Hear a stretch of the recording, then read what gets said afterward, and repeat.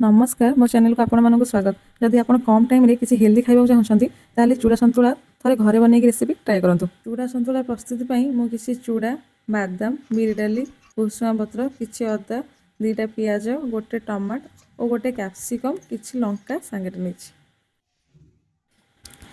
कड़ाई रे प्रथमे किछि तेल नबा। तेल गरम हो गेला परे जीरा, कंचा लंका, पतुरा हिथुआ बिरि डाली, बादाम को पकई प्रथमे भाजी नबा। भाजीगला पर से अदा पकेबा, कटा पियाज दबा।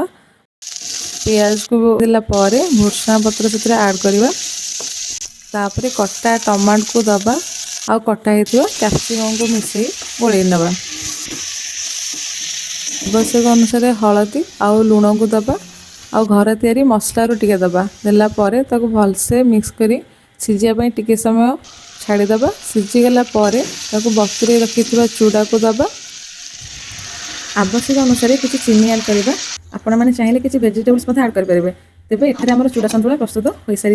रेसिपी केमी लगे कमेंट में निश्चय जनइबे। वीडियो भल लगी लाइक करने को भूलिए। जय श्री जगन्नाथ।